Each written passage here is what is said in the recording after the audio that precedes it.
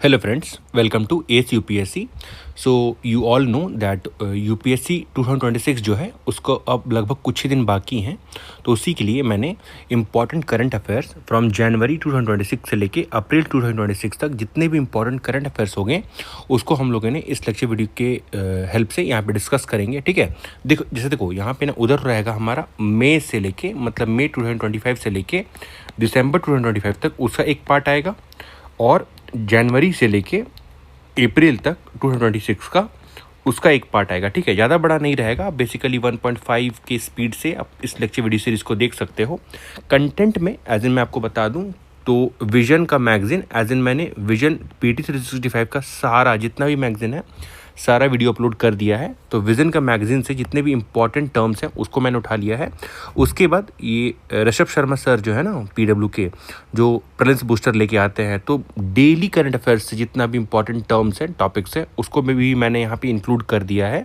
और साथ ही साथ फोरम का मंथली मैगज़ीन मतलब 6 मंथ या फिर 3 मंथ मंथली मैगज़ीन जो आता है ना उससे जितना इंपॉर्टेंट करंट अफेयर्स होते हैं उसको भी मैंने यहाँ पे समअप कर लिया। मतलब एक जगह इसको कवर अप करके मैंने इस PDF के माध्यम से आपको यहाँ पे बता रहा हूँ। ठीक है, आई वुड से कि आप प्लीज़ कम से कम अगर आप 30 मिनट्स भी देख लेते हो तो यू विल नो दैट हाँ ठीक है इसमें सारा इंपॉर्टेंट टॉपिक्स मैंने यहाँ पे डिस्कस कर लिया है। ठीक है, तो चलिए स्टार्ट करते हैं without wasting a single moment.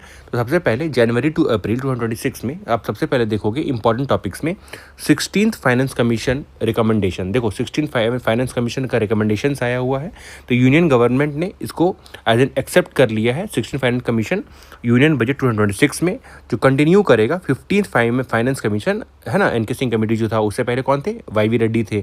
तो 41% share of the states in divisible tax pool, ये 42% था YV रेड्डी के टाइम पीरियड में। उसके वजह से ही जम्मू एंड कश्मीर का फॉर्मेशन होता है, उसके बाद 41% हो जाता है। ठीक है, ये आपको वो पता होना चाहिए था।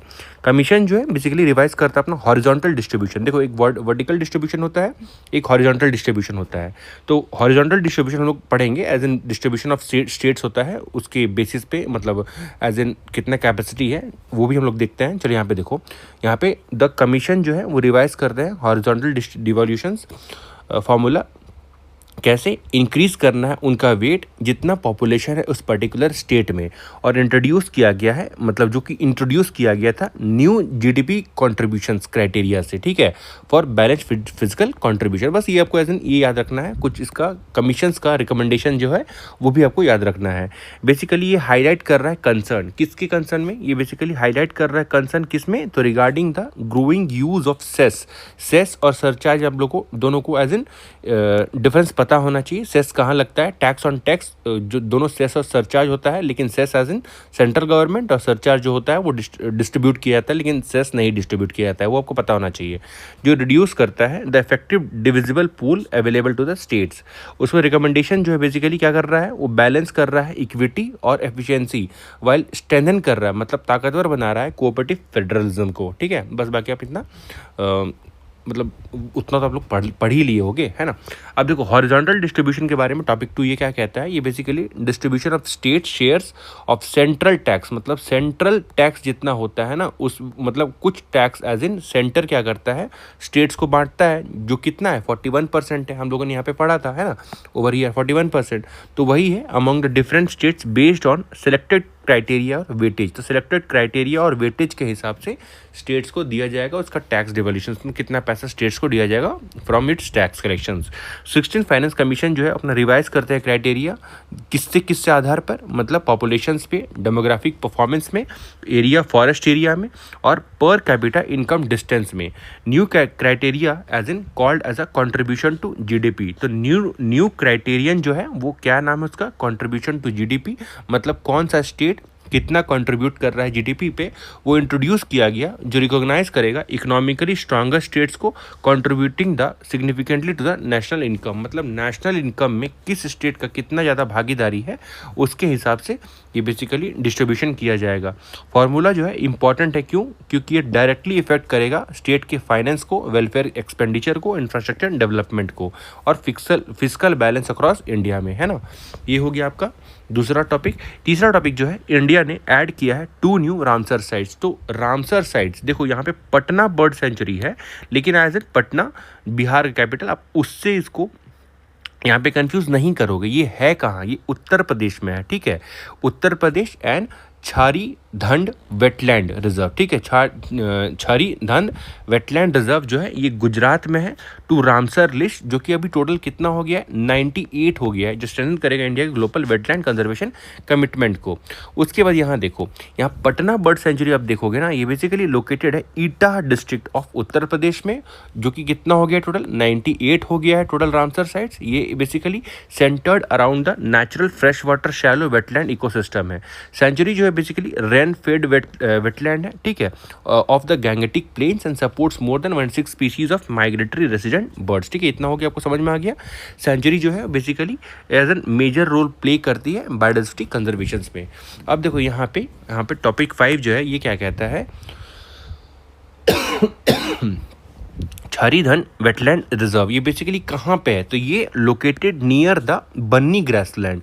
ये बन्नी ग्रासलैंड जो है ये यूपीएससी में पूछा गया टॉपिक है, ठीक है ना। तो एज इन अभी आपको ये छारी धन वेटलैंड रिजर्व जो है ये पता होना चाहिए, ये कच्छ डिस्ट्रिक्ट में है। आप इससे एज इन यहाँ पे कंफ्यूज नहीं करोगे, इंडिया का लार्जेस्ट डिस्ट्रिक्ट जो है वो पहले था कच्छ, अब नहीं, अब वो लेह हो गया है, वो आपको याद रखना होगा, ठीक है। उसके बाद Gujarat and represents on seasonal saline wetland ecosystem, ये बेसिकली बायोडाइवर्सिटी हॉटस्पॉट जो है वो सपोर्ट करता है more than 250 species of bird, जो बेसिकली इंक्लूड करता है फ्लेमिंगो को, क्रेन्स को, पेलिकेन्स को, डक्स को और रैप्टर्स को। प्लीज़ इट्स अ कंसर्न, मैं आपको बता दे रहा हूँ, जितने भी यहाँ पे बर्ड्स दिए हुए हैं ना, आप इसका एक बार इमेज याद रखोगे सो दैट आपके दिमाग में वो इम्प्रिंटेड होना चाहिए, क्वेश्चन पूछा जा सकता है। द वेटलैंड जो है बेसिकली इकोलॉजिकली इंपॉर्टेंट है माइग्रेटरी बर्ड्स के लिए, जो विजिट करते हैं एरिड रीजन में of western India during the winter season. Ramsar recognitions highlight the importance of conservation salient wetland, ठीक है, इतना नहीं जानना है। अब देखो वर्ल्ड वेटलैंड डे ये 2 फरवरी को मनाया जाता है, ये अडॉप्ट किया गया था as in conservation in Ramsar, जो कि ईरान में है, 1971 से एज इन स्टार्ट किया गया है। इसका एम क्या है, basically awareness regarding the ecological importance of wetland and need of their sustainable conservation, ठीक है। 2026 का थीम क्या था, वर्ल्ड वेटलैंड डे हम लोग जो मनाते हैं, तो वेटलैंड एंड ट्रेडिशनल नॉलेज। अब देखो यहाँ पे गुरु रविदास जयंती के बारे में थोड़ा देख लेते हैं, ये हमारा टॉपिक 7 था। गुरु रविदास जयंती जो है वो कॉम्मेमोरेट करता है birth anniversary of Sant Guru Ravidas, one of the most respected saint of Bhakti movement. ये बेसिकली ऑनर करता है उनके टीचिंग को on equality, devotions, compassion, social justice और ओपोजिशंस टू कास्ट डिस्क्रिमिनेशंस के लिए। संत रविदास जो है वो basically advocated the concept of, देखो ये आपको याद रखना है, इसलिए मैंने इतना पढ़ा था, कास्टलेस एंड हारमोनियस सोसाइटी, ये पूछा जा सकता है, ठीक है, तो ये आपको ध्यान रखना होगा, casteless and harmonious society based on dignity, spiritual value and human equality. Basically उनका टीचिंग जो है वो इंस्पायर करता है सोशल रिफॉर्म्स को, कम्युनल हार्मनी को और inclusive values in modern Indian societies. अब देखो यहाँ पे सेंट रविदास के बारे में देखते हैं, तो ये बेसिकली 15-16 सेंचुरी भक्ति सेंट थे, जिनको बेसिकली माना जाता था एज अ प्रोमोटिंग द निर्गुण भक्ति, ठीक है, सद्गुण और निर्गुण आपको पता होगा, तो Nirguna Bhakti as in and devotion towards the formless God, है ना, मतलब कोई भगवान का एक कोई स्वरूप नहीं है, वो कहना है।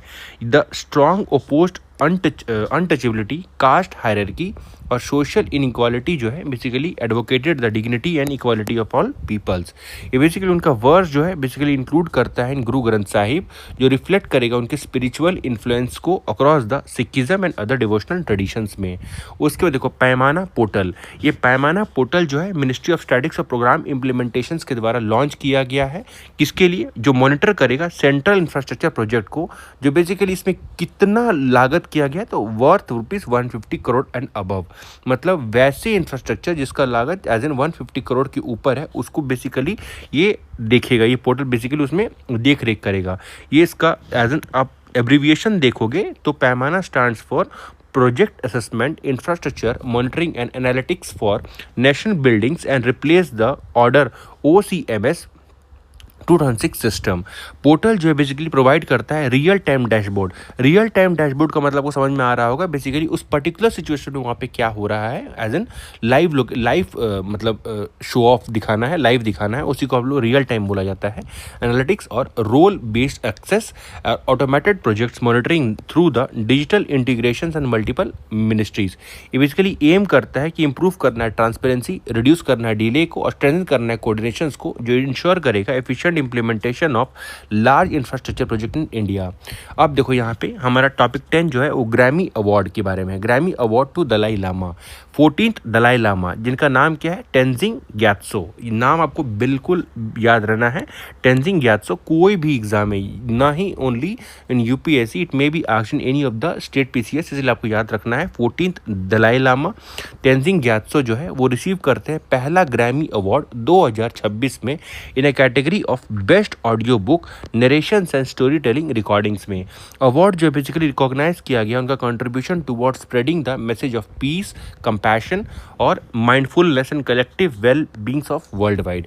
दलाई लामा जो है basically globally respected in spiritual leader of Tibetan Buddhism and strong advocate of non violence. ठीक है, आपको समझ में आ रहा है ना, दलाई लामा को ग्लोबली एज एन रिस्पेक्ट, इज्जत दिया जाता है किनके लिए, स्पिरिचुअल लीडर्स के लिए, और वो बेसिकली तिब्बतन बुद्धिज्म को प्रोपोगेट करते हैं। उनका टीचिंग जो है बेसिकली इन्फ्लुएंस करता है discussions of ethics, mental wellness and spiritualities को।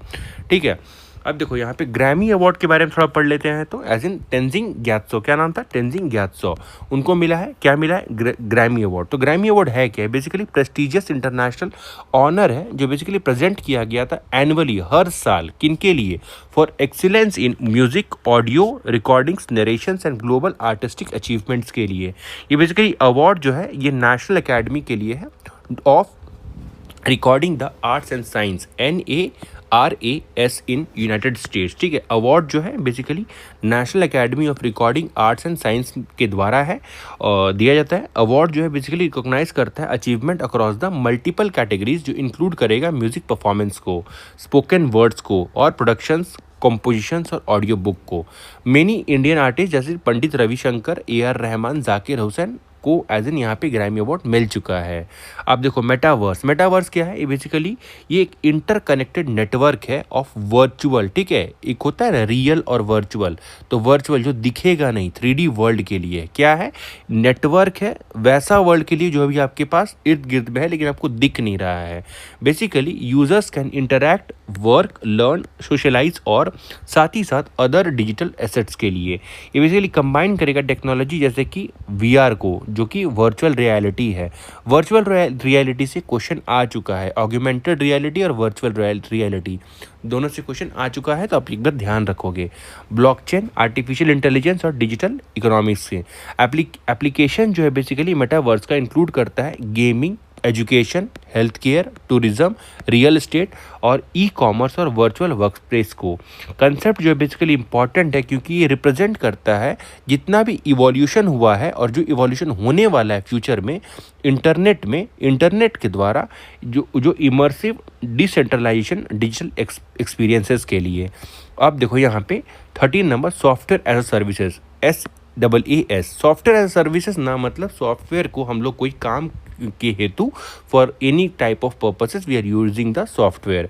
ये बेसिकली क्लाउड कंप्यूटिंग मॉडल है जहाँ पे सॉफ्टवेयर एप्लीकेशंस को डिलीवर किया जाएगा टू यूजर्स, कैसे, इंटरनेट के द्वारा ऑन सब्सक्रिप्शंस बेसिस। ठीक है, मतलब आप सब्सक्राइब कर ले रहे हो, जैसे यूट्यूब का चैनल भी आप सब्सक्राइब करते हो बेसिकली, तो उसका आपको एज एन फैसिलिटी मिलता है, दो यू आर नॉट सब्सक्राइबिंग फिर भी आपको एज एन मिलता है। जैसे देखो विजन का एज एन PT 365 बहुत कम ही अवेलेबल था शुरुआत में, आपको सब्सक्रिप्शन लेना पड़ता था, मतलब यू हैव टू पे for it for that magazine.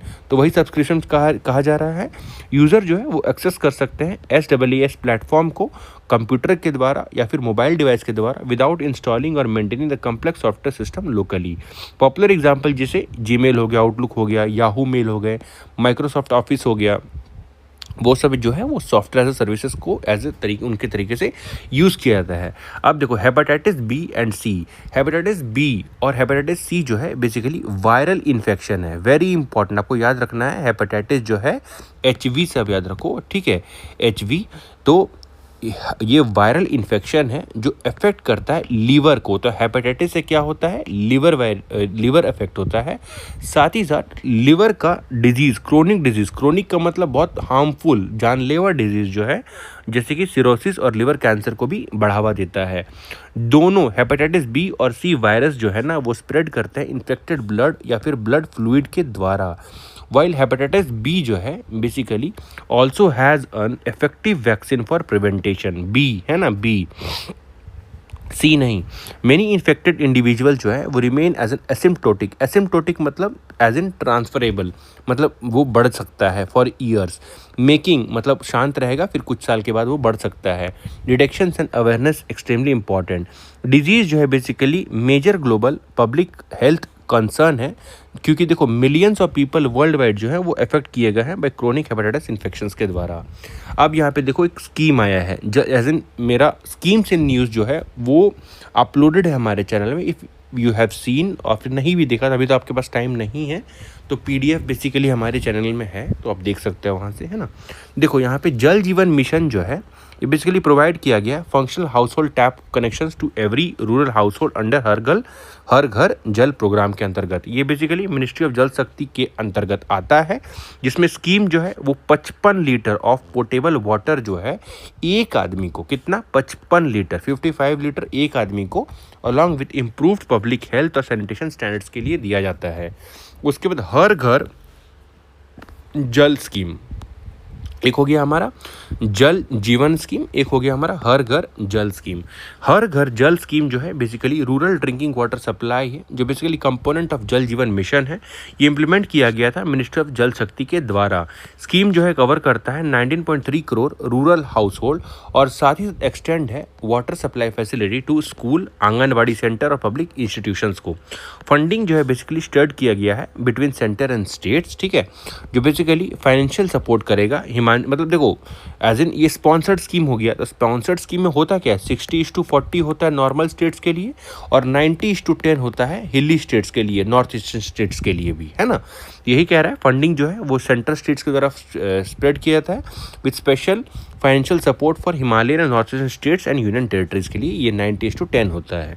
Programme जो है as an important role play करता है इंप्रूविंग द हेल्थ, रिड्यूस करता है वाटर बॉर्न डिजीजेस को और साथ साथ एम्पावर करता है वुमेन और एनहांस करता है रूरल लिविंग स्टैंडर्ड्स को।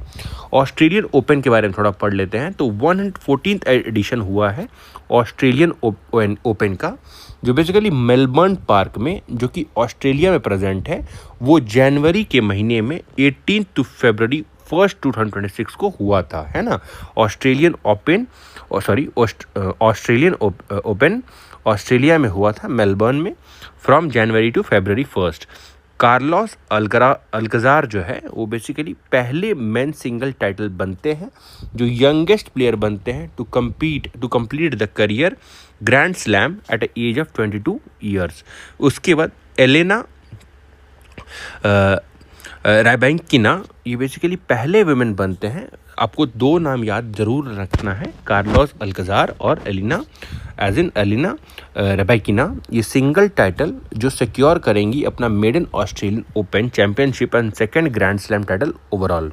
ऑस्ट्रेलियन ओपन जो है basically one of the 4 prestigious grand slam है and played as an annually in the court in the Melbourne. French Open होता है, ऑस्ट्रेलियन ओपन होता है, ठीक है। बाकी आप दो बताओ। देखो यहाँ पे ग्रैंड स्लैम टूर्नामेंट देखोगे, ये बेसिकली टूर्नामेंट जो है वो 4 मोस्ट प्रेस्टिजियस टूर्नामेंट है, जो इंटरनेशनल टेनिस चैंपियनशिप के तरीके से ऑर्गेनाइज किया जाता है अक्रॉस डिफरेंट कंट्रीज, जो कि प्ले करते हैं as in playing surface. They include करता है ऑस्ट्रेलियन ओपन, फ्रेंच ओपन हो गया, एक होता है वेम्बल्डन, ठीक है, एक होता है वेम्बल्डन और एक होता है यूएस ओपन, ठीक है। ऑस्ट्रेलिया, फ्रेंच, यूएसए और Wimbledon, each having a unique playing conditions and traditions. Tournament जो है बेसिकली फीचर करता है सिंगल्स, डबल्स और मिक्स्ड डबल्स इवेंट्स, साथ ही साथ अट्रैक्ट करता है वर्ल्ड के टॉप रैंक्ड टेनिस प्लेयर को। With winning grand slam title जो है बेसिकली हाईएस्ट अचीवमेंट है इन द प्रोफेशनल टेनिस और significantly impacts the player ranking and legacies के लिए। अब यहाँ पे देखो सेल्फोस पॉइजनिंग जो है बेसिकली कॉज किया गया है बाय एल्यूमिनियम फॉस्फाइड। ये एक हाईली टॉक्सिक पेस्टिसाइड है और साथ ही साथ ये fumigant widely used for grain preservation in India. ठीक है, मतलब ग्रेन्स, कोई भी एज इन ग्रेन्स को उसके कीटनाशक बचने के लिए, ठीक है, वो उस पर एज इन इंसेक्ट से अटैक ना हो जाए उससे बचाने के लिए इसको यूज़ किया जाता है। ये बेसिकली व्हेन जब मॉइस्चर, मतलब जब ये हवा में, नॉर्मल एयर में ये प्रेजेंट रहता है और स्टोमक एसिड, एल्युमिनियम फॉस्फाइड या फिर released phosphine gas when expose to moisture और stomach acid which damages the cell और causes the multi organ failure. ठीक है, अगर मान लो इसको बाहर खुली हवा में रख दे तो पॉइजनिंग जो है बेसिकली एक्सट्रीमली हाई मोर्टेलिटी, मतलब इससे मरने का एज इन रेट जो है बहुत ज़्यादा रहता है, क्योंकि स्पेसिफिक एंटीडोट जो है wide spread accessibility in agriculture areas. उसके बाद रिसेंट मेडिकल ब्रेक थ्रू ने बताया कि एक इंट्रावेनस लिपिड इमल्शन थेरेपी जो सिग्निफिकेंटली इम्प्रूव करता है सर्वाइवल रेट्स जो एडमिनिस्ट्रेट किया गया है अर्ली। एल्युमिनियम फॉस्फाइड के बारे में देख ले तो ये basically cheap solid fumigant commonly use किया जाता है, किसके लिए? प्रोटेक्टिंग स्टोर्ड ग्रेन्स के लिए, एग्रीकल्चर प्रोड्यूस के लिए, किससे बचाने के लिए? पेस्ट और इंसेक्ट से बचाने के कारण। अगर मान लो इसके कांटेक्ट में आ जाते हो तो ये फॉस्फीन गैस रिलीज करता है जो हाईली पॉइजनस रहता है, कंपाउंड जो अफेक्ट करता है हार्ट्स को, लंग्स को और सेलुलर रेस्पिरेशंस को। ये बेसिकली इजी मार्केट अवेलेबिलिटी है और एल्युमिनियम फॉस्फाइड जो है basically has also become associated with an accidental और intentional poisoning cases in India. इसका रेगुलेशन जो है we safe handling, public awareness और इम्पॉर्टेंट है पॉइजन रिडक्शंस के लिए, जो बेसिकली अगर मान लो ये बढ़ जाए पॉइजनस एक्टिविटी, मतलब इसका अगर कैरेक्टरिस्टिक्स बढ़ जाए तो ये बेसिकली लीड टू डेथ। अब देखो भारत विस्तार ये है क्या? भारत विस्तार जो है एक multilingual AI enabled digital agriculture platform है। क्या है भारत विस्तार? एक मल्टीलिंगुअल मतलब बहुत सारे लैंग्वेजेस में एआई तरीके से एआई इनेबल्ड एग्रीकल्चरल प्लेटफॉर्म है। ठीक है, वहाँ पे दूसरे भाषा में, अलग अलग भाषा में एग्रीकल्चर का नॉलेज दिया जाएगा यूनियन गवर्नमेंट के द्वारा, मतलब यूनियन बजट 2026-27 में इसको बेसिकली लॉन्च किया गया, जो इम्प्रूव करेंगे फार्म के प्रोडक्टिविटी को और फार्म के डिसीजन मेकिंग को। अब देखो ये बेसिकली प्लेटफॉर्म जो है ये इंटीग्रेट करेगा, मतलब एक साथ लाएगा एग्रीस्टैक डेटाबेस को और ICAR Indian Council of Agriculture Research, agriculture practice और uses the AI driven analytics to provide the customised advisory to farmers. ये बेसिकली ऑफर करता है रियल टाइम सपोर्ट जो रिलेटेड है वेदर्स के लिए, सॉइल हेल्थ के लिए, क्रॉप मैनेजमेंट के लिए और एग्रीकल्चर रिस्क रिडक्शंस के लिए इन मल्टी रीजनल लैंग्वेजेस के लिए। ठीक है, वहीं पे ये एग्रीस्टैक ये है क्या? तो एग्रीस्टैक जो है बेसिकली डिजिटल एग्रीकल्चर इकोसिस्टम है जो डेवलप किया गया गवर्नमेंट ऑफ इंडिया के द्वारा। क्या है ये डिजिटल एग्रीकल्चरल इकोसिस्टम एक तरह का इकोसिस्टम है जो गवर्नमेंट ऑफ इंडिया के द्वारा बनाया गया है, जो इंटीग्रेट करेगा जितना भी डेटा है ना फार्मर का और एग्रीकल्चरल सर्विसेज का, उसको एक साथ यहाँ पे बेसिकली लाया जाएगा। ठीक है, ये गवर्नमेंट के द्वारा डिजिटल एग्रीकल्चर इकोसिस्टम है जो बेसिकली देखोगे ये प्रोवाइड करता है फार्म को पर्सनलाइज सर्विसेज। जो मान लो आपको क्रेडिट चाहिए, इंश्योरेंस चाहिए, तो मान लो आपको पैसा चाहिए बैंक से, तो बैंक से पैसा आपको बैंक कैसे देगा? आप तो एज इन सरकारी नौकरी वाले हो नहीं, तो आपके अकाउंट में हमेशा पैसा एज इन आएगा नहीं। और लोन लेने का एक बेसिस होता है कि flow of income, flow of money जो है वो आपके अकाउंट में होते रहना चाहिए। तो वो अगर फ्लो ऑफ इनकम नहीं होगा तो आपका एसेट देखा जाएगा। एसेट का मतलब आपके पास कितना ज़मीन है, कितना एज इन जायदाद है, कितना आपका एज इन मतलब पैसा फिक्स डिपॉजिट या फिर कोई तरह का पैसा है। तो वो बेसिकली तो यहाँ पे उसी को ये इंटीग्रेट करेगा, एक साथ लेके आएगा कि एक किसान के पास कितना पैसा है तो उसको कितना लोन मिल सकता है उस पैसे के या फिर उस प्रॉपर्टी के रिस्पेक्ट में।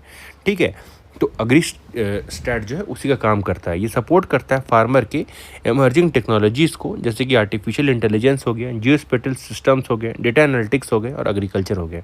प्लेटफॉर्म जो है बेसिकली इंपॉर्टेंट है किसके लिए? ये बेसिकली इंप्रूव करता है, क्या इंप्रूव करता है? ट्रांसपेरेंसी को, एफिशिएंसी को, टारगेट करता है delivery of agricultural schemes of rural welfare services को। ठीक है, ये चक्रा है क्या? ये centre of excellence COE State Bank of India ने लॉन्च किया है चक्रा। ये centre of excellence to support the financing and strategic development of emerging sunrise sectors in India. Sunrise sector जो मतलब एज इन उभरता सेक्टर है ना। देखो प्लेटफॉर्म जो है बेसिकली फोकस करता है सेक्टर जैसे कि रिन्यूएबल एनर्जी हो गया, इलेक्ट्रिक मोबिलिटी हो गया, सेमीकंडक्टर हो गए, ग्रीन हाइड्रोजन हो गया, बैटरी स्टोरेज हो गया, स्मार्ट इंफ्रास्ट्रक्चर हो गया। चक्रा जो है ना वो एम करता है, को स्ट्रेंथ करता है प्रोजेक्ट को फाइनेंस करने के लिए, रिस्क असेसमेंट के लिए और इनोवेटिव फाइनेंसिंग के लिए।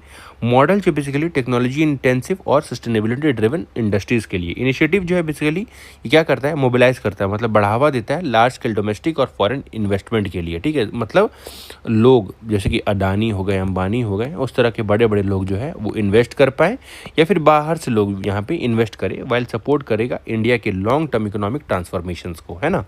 अब देखो यहाँ पे सनराइज सेक्टर्स के बारे में हम लोग देख रहे थे। सनराइज सेक्टर जो है बेसिकली उभरता, इमर्जिंग और रैपिडली ग्रोइंग इंडस्ट्रीज होता है जिसका फ्यूचर पोटेंशियल जो है ना इन्वेस्टमेंट, इनोवेशन, एम्प्लॉयमेंट और इकोनॉमिक ग्रोथ में बहुत ज़्यादा होता होगा। सेक्टर जो है बेसिकली यूजुअली ये क्या करता है, driven by new technologies changing the customer demand, sustainability goals and global industrial transitions के लिए। एग्जांपल देखोगे बेसिकली तो रिन्यूएबल एनर्जी हो गया, इलेक्ट्रिक व्हीकल्स हो गया, आर्टिफिशियल इंटेलिजेंस हो गया, सेमीकंडक्टर हो गए, ग्रीन हाइड्रोजन हो गया, एडवांस बैटरी टेक्नोलॉजीज हो गए। ये सब सेक्टर जो है बेसिकली आप लोग सनराइज एज इन सेक्टर बोल सकते हो। ये इंपॉर्टेंट है क्योंकि यहाँ पे economic achieve the technologies leadership, export growth and long term competitiveness को बेसिकली अचीव किया जाता है। यूनियन बजट 2026-26 में देखोगे, 26-27 में, तो एजुकेशन, स्किल और ह्यूमन कैपिटल में क्या हुआ है कि 2026-27 में ना बेसिकली स्ट्रॉन्ग एम्फेसिस दिया गया है एजुकेशन, स्किलिंग और एम्प्लॉयमेंट में। साथ ही साथ ह्यूमन कैपिटल मतलब पैसा जो है ना वो human capital development to achieve the goal of Viksit Bharat 2047, मतलब 2047 में विकसित भारत के गोल को अचीव करने के लिए बेसिकली यहाँ पे बहुत पैसा खर्च किया गया है। मिनिस्ट्री जो है बेसिकली मिनिस्ट्री ऑफ एजुकेशन, वो उन्होंने as an significant increase in allocation, मतलब उसमें एज एन इन्वेस्टमेंट जो है वो बढ़ा है, जो स्ट्रेंथ करेगा हायर एजुकेशन रिसर्च को, एआई इंटीग्रेशंस को और वर्कफोर्स डेवलपमेंट में।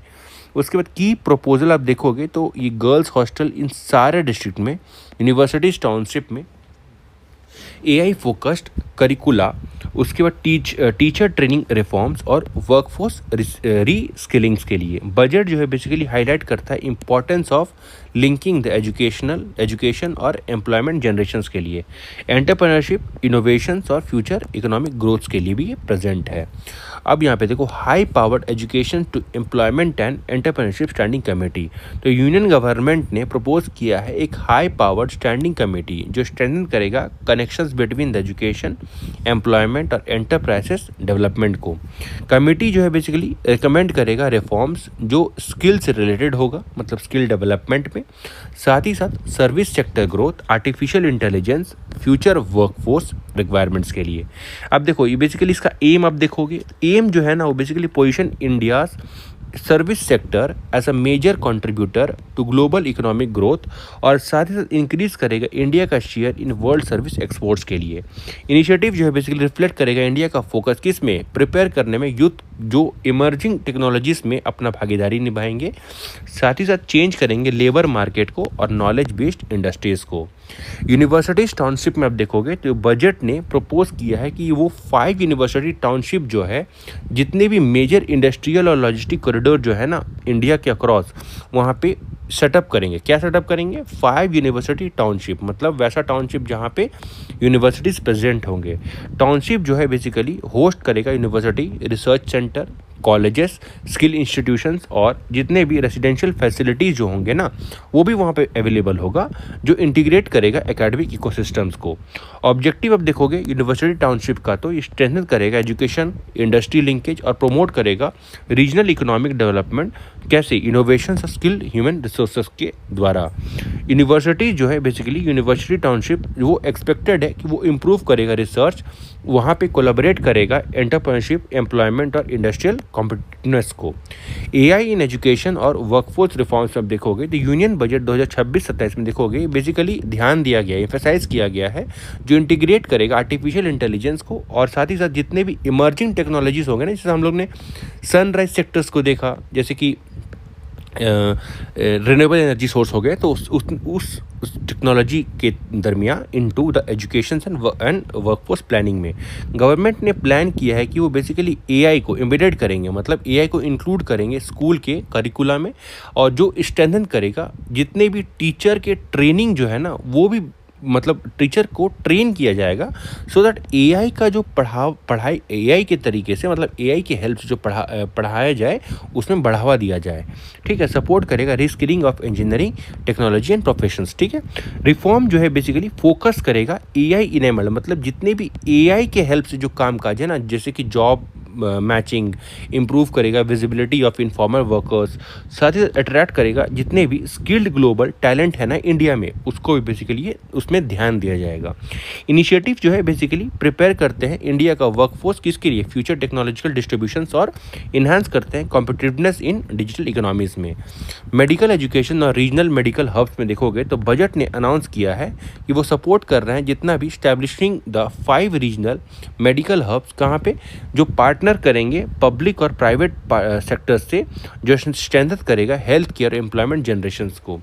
ये हब जो है मतलब क्या, मेडिकल एजुकेशनल और रीजनल मेडिकल हब, मतलब मेडिकल का एजुकेशन, ठीक है, मतलब पढ़ाई जो एजुकेशन जो मेडिकल सेक्टर में, और रीजनल मेडिकल हब्स भी बनाया जाएगा। मतलब मान लो कोई डिस्ट्रिक्ट है, उसमें सारा मेडिकल फैसिलिटीज़ जो है वो अवेलेबल हो पाए, उसको एक हब बनाया जाए, वही ये कहना है।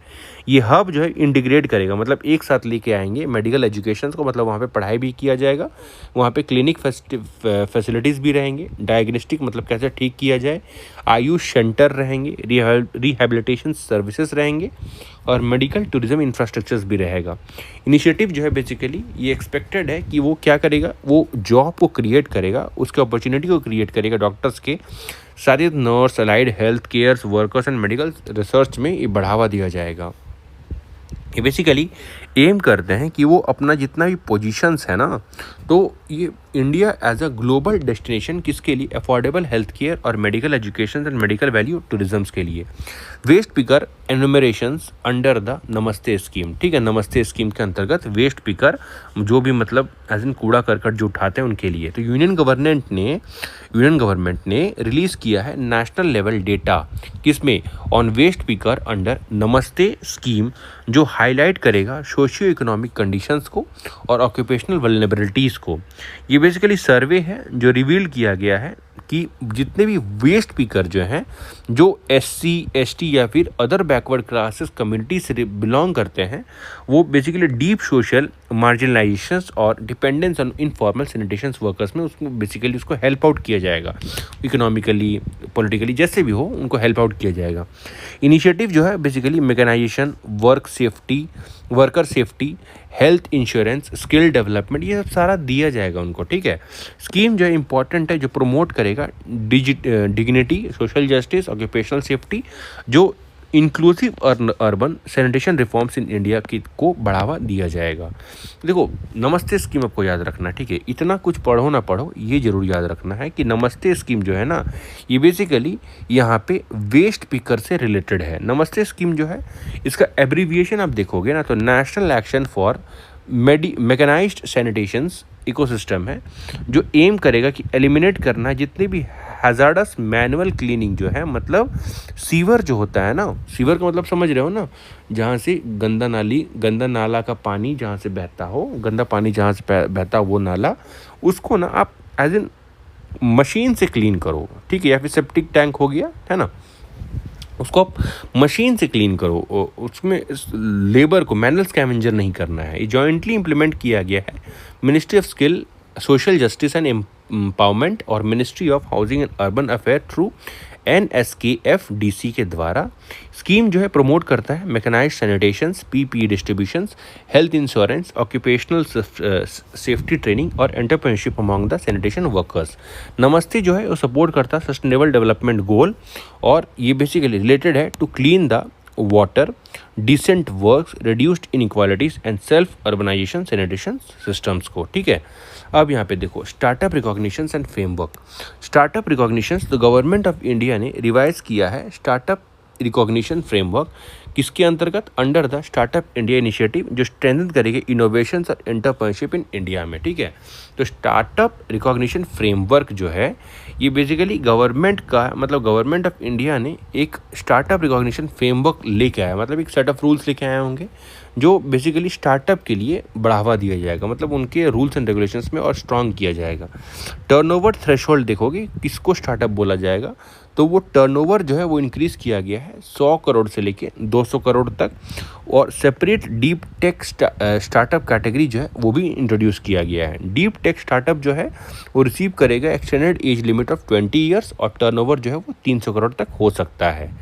अब यहाँ पे देखो स्टार्टअप इंडिया इनिशिएटिव, ये किसके लिए? ये इनिशिएटिव एक फ्लैगशिप इनिशिएटिव है जो 16 जनवरी 2016 को लॉन्च किया गया था, क्रिएट किया गया था as a strong innovation driven startups ecosystem across India. ये इम्प्लीमेंट किया जाता है department for promotions of industry and internal trade, DPIIT है ना, department for promotion of Industries and Internal Trade under the Ministry of Commerce and Industries. The initiative जो है basically provide करता है tax benefits such as easier compliances norms, funding supports, incubations facilities और faster exit mechanism startups को। Critical mineral ministerial देखोगे आप basically, तो critical mineral ministerial जो है एक हाई लेवल इंटरनेशनल प्लेटफॉर्म है जो कोऑर्डिनेट करेगा ग्लोबल पॉलिसीज़ को और जो रिलेटेड है क्रिटिकल मिनरल सप्लाई चेन से। ठीक है, मतलब जितने भी पॉलिसीज़ जो है ना जो गवर्नमेंट के द्वारा बनाई गई हैं जो रिलेट करता है क्रिटिकल मिनरल सप्लाई से, उसको ये क्या करेगा, ये बेसिकली उसमें मतलब ये प्लेटफॉर्म जो है उस सप्लाई चेन को बढ़ावा दिया जाएगा। तो मिनिस्ट्रियल फोकस जो है बेसिकली रिड्यूस करेगा over dependence on few countries. जैसे कि हम लोग बहुत सारे, जैसे लिथियम हो गया, कोबाल्ट हो गया, बहुत सारे कंट्री पे डिपेंडेंट है लिथियम, कोबाल्ट, निकल, रेयर और एलिमेंट्स के लिए। तो एज इन हमारे देश में उसको एज इन कैसे अनर्थ किया जाए, कैसे निकाला जाए, कैसे उसको जनरेट किया जाए, उसमें ये बेसिकली ध्यान दिया जाएगा। मिनरल जो है बेसिकली एसेंशियल किसके लिए है, तो इलेक्ट्रिक व्हीकल्स के लिए, semiconductors, renewable energy systems, defence manufacturing और इलेक्ट्रॉनिक मैन्युफैक्चर इंडस्ट्रीज़ के लिए। इंडिया जो है मतलब इंडिया का पार्टिसिपेशन जो है स्ट्रेंथन है एनर्जी सिक्योरिटी में, साथ ही साथ strategic partnership, supply chain resilience और क्लीन टेक्नोलॉजी एम्बिशंस के लिए। अब यहाँ पे देखो क्रिटिकल मिनरल जो है वैसा मिनरल है जो एसेंशियल है इकोनॉमिक डेवलपमेंट और नेशनल सिक्योरिटी के लिए, जो high risk of supply distributions रहता है, जैसे कि लिथियम हो गया, कोबाल्ट हो गया, निकल हो गया, ग्रेफाइट, गैलियम, जर्मेनियम और जितने भी रेयर अर्थ एलिमेंट हैं उस जो बैटरी में यूज़ किए जाते हैं एंड एडवांस टेक्नोलॉजीज़ में, वो एक एग्जांपल है क्रिटिकल मिनरल का। Global supply of this mineral जो है वो कंसंट्रेटेड है कुछ कंट्रीज़ में जो अपने आप को ग्लोबली पॉलिटिकल कंपटीशंस और रिसोर्स सिक्योरिटी इंक्रीजिंग इंपॉर्टेंस अपना बढ़ावा, मतलब अपने आप को और ज़्यादा इंपॉर्टेंट बनाते हैं। ठीक है, अब देखो यहाँ पे टर्टल ट्रेल इनिशिएटिव जो है वो एज एन यूनियन बजट 2026-27 में इसको बेसिकली लॉन्च किया गया था, मतलब लाया गया था, जो प्रमोट करेगा जितने भी regulated eco tourisms around olive related turtle nesting sites है ना, उसको बेसिकली वहीं पे उस रीजन के लिए बेसिकली टर्टल ट्रेल इनिशिएटिव्स लाया गया है। जैसे कि गाहिर माता कोश है ना उड़ीसा का, ऋषिकुलिया लेक्स, वहाँ पे एज एग्जाम्पल ले सकते हो। तो प्रोग्राम जो है basically Orissa, Karnataka, Kerala through managed ecological corridors और साइंटिफिकली मॉनिटर्ड टूरिज्म एक्टिविटीज़ के लिए है। ये प्रमोट करता है dark sky infrastructure, community participations और satellite monitoring and conservation friendly to tourism practices. Initiative जो है बेसिकली एम करते हैं कि वो बैलेंस करेंगे मरीन बायोडाइवर्सिटी को conservation with sustainable livelihood for local fishings and coastal communities के लिए। अब देखो जैसे मान लो यहाँ पे ऑलिव रिडली टर्टल्स हो गया, ये उसका साइंटिफिक नेम है, आप देख लोगे। ये smallest and most evident sea turtle है जो बेसिकली ग्लोबली पाया जाता है। फेमस है ये अरी बाडा के लिए, एक यूनिक मास नेस्टिंग है, मतलब as in laying of eggs behaviour, जो बेसिकली थाउजेंड्स ऑफ टर्टल जो है वो गैदर करते हैं साइमल्टेनियसली ऑन द बीच और अपना एग को ले करते हैं। स्पीशीज जो है बेसिकली ऑलिव रिडली टर्टल ये वल्नरेबल है अंडर IUCN रेड लिस्ट और रिसीव करते हैं highest protection under schedule 1 of wildlife protection act 1972। Major threat देखोगे तो ट्रॉल नेट, मतलब जैसे देखो मछली पकड़ने के लिए एज एन आप जाल बिछाते हो ना तो उसमें बहुत पकड़ा जाते हैं, उससे प्रॉब्लम है। कोस्टल इरोशंस के लिए, मरीन पॉल्यूशंस के लिए इसमें इनको प्रॉब्लम होता है। अब देखो यहाँ पे frontier Nagaland territorial authority FNTA पूछा जा सकता है FNTA है क्या। ये basically proposed autonomous territorial arrangement है eastern Nagaland under the tripartite agreement के द्वारा। ठीक है, क्या है, एक फ्रंटियर नागालैंड टेरिटोरियल अथॉरिटी जो है एक प्रपोज्ड ऑटोनॉमस टेरिटोरियल अरेंजमेंट है। किसके लिए? Eastern Nagaland under a tripartite agreement. ये बेसिकली कवर करता है 6 डिस्ट्रिक्ट। ठीक है, एंड FNTA में कितने डिस्ट्रिक्ट एज इंक्लूड किए जाते हैं? तो 6। कौन सा? ट्वेंसैंग, मॉन, किफिहिर, लॉन्गलेंग, नॉकलाक एंड समटोर। ये बेसिकली पावर है ओवर 46 सब्जेक्ट्स। अरेंजमेंट जो है ना ये बेसिकली एडमिनिस्ट्रेटिव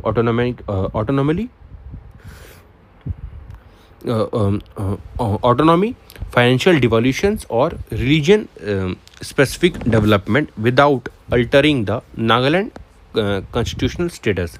FNTA जो है बेसिक सिग्निफिकेंटली एड्रेस करेगा रीजनल एस्पिरेशंस को for border development, economics empowerment और peace building in north east India. यहाँ पे देखो आर्टिकल 371A, ये आर्टिकल 371A जो है प्रोवाइड करता है special constitutional protections of state of Nagaland regarding the customary law ownership और सोशल प्रैक्टिसेस के लिए। ये आर्टिकल जो है ना बेसिकली पार्लियामेंट्री लॉ है ऑन अ स्पेसिफाइड सब्जेक्ट जो अप्लाई करता है Nagaland only if approved by the state legislative assembly.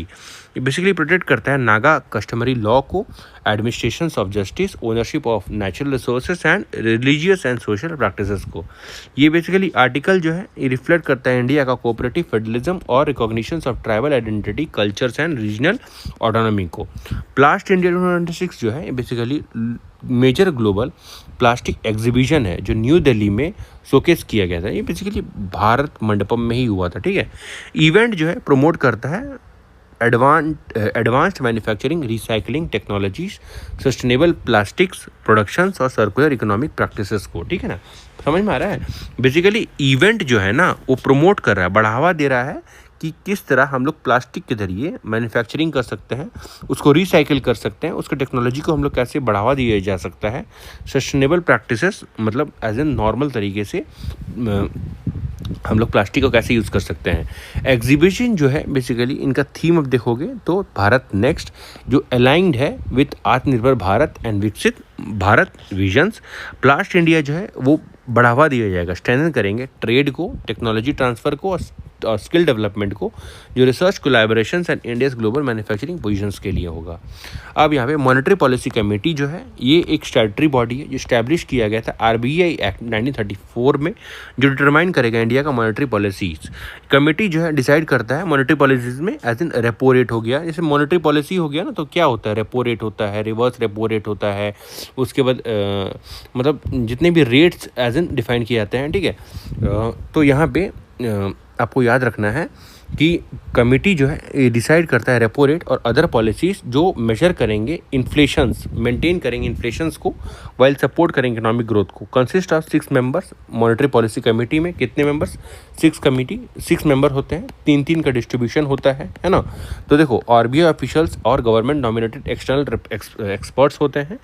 ठीक है, जो बेसिकली डिसीजन जो है वो मेजॉरिटी वोटिंग से लिया जाता है। MPC जो है मतलब मॉनेटरी पॉलिसी कमेटी जो है क्रिटिकल रोल प्ले करते हैं जो इन्फ्लेशंस को टारगेट करते हैं। ठीक है, मतलब एज इन महंगाई दर कितना होना चाहिए, कितना है, उसको कैसे आप मॉनिटर करोगे। मैक्रो इकोनॉमिक स्टेबिलिटी होता है ना, 2 तरह का, माइक्रो और मैक्रो। तो macro economic stability, financial markets, confidence and economic growth management को ये बेसिकली ध्यान देता है। Monetary policy framework agreement MFPA जो है ये एक ऐसा एग्रीमेंट है, फ्रेमवर्क है, सेट ऑफ रूल्स है जो कि साइन किया गया था गवर्नमेंट ऑफ इंडिया और RBI इन 2015 जो उर्जित पटेल कमेटी रिकमेंडेशंस के द्वारा साइन किया गया था। फ्रेमवर्क जो है बेसिकली इंट्रोड्यूस किया गया था एक फ्लेक्सिबल इन्फ्लेशन, मतलब महंगाई दर जो है ना वो बेसिकली 4 ± 2 होना चाहिए, ठीक है, इतना होना चाहिए as an inflation rate with a minimum term CPI inflation. उसके बाद ये फॉर्मली असाइन किया गया था जो रिस्पॉन्सिबिलिटी रहेगा RBI का और मॉनेटरी पॉलिसी कमेटी का, जो मेंटेन करेंगे inflation with in the prescribed rate. कितना?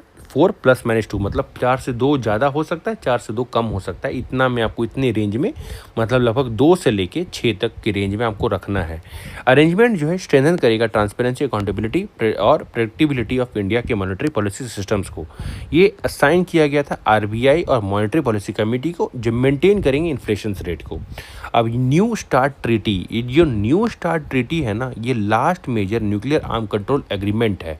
क्या है ये? एक न्यूक्लियर आर्म कंट्रोल एग्रीमेंट है, last major nuclear arm control agreement United States और रशिया के बीच में है, जो स्ट्रैटेजिक स्टेबिलिटी को बढ़ावा, मतलब ऐसे उसको इन्हांस करेगा।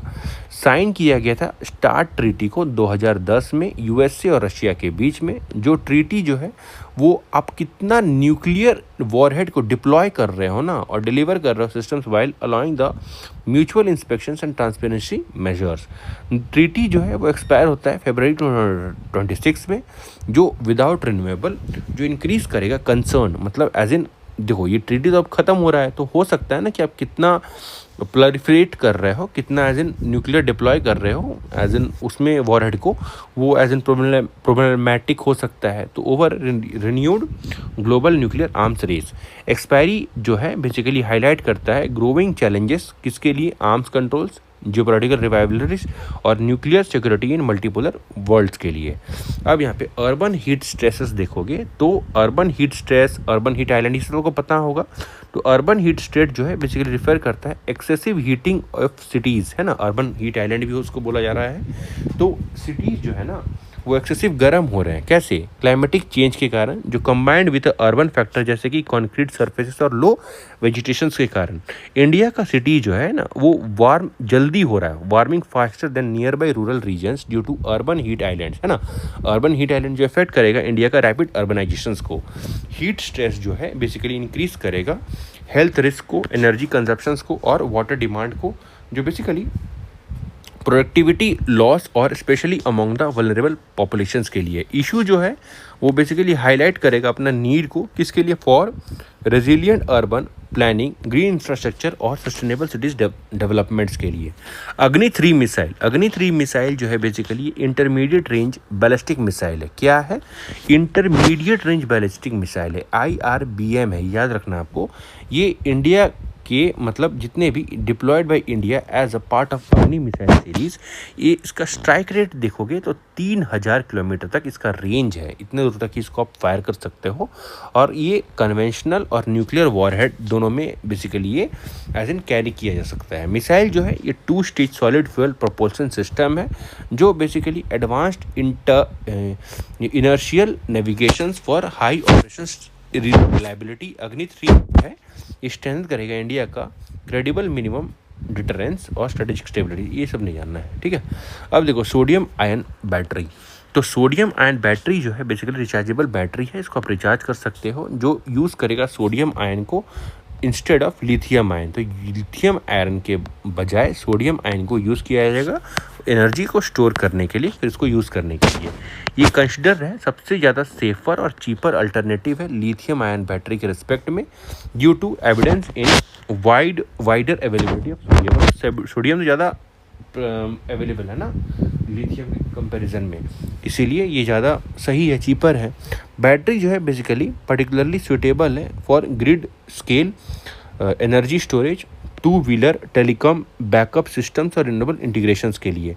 सोडियम आयन टेक्नोलॉजी जो है बेसिकली स्ट्रेंथ करेगा इंडिया का एनर्जी सिक्योरिटी और डोमेस्टिक मैन्युफैक्चरिंग और रिड्यूस करेगा dependence on important critical minerals. उसके बाद इंडिया का सॉरी, इंडिया का टाइगर कंजर्वेशन पॉलिसीज आप देखोगे तो इंडिया जो है वो क्या कर रहा है, रिव्यू कर रहा है अपना टाइगर कंजर्वेशन पॉलिसी, जो बेसिकली 50 साल हो गया है of the project tiger, focusing on modern conservation challenges. Priority area देखोगे तो टाइगर पॉपुलेशन एस्टिमेशंस में corridor conservation human wild life के लिए है।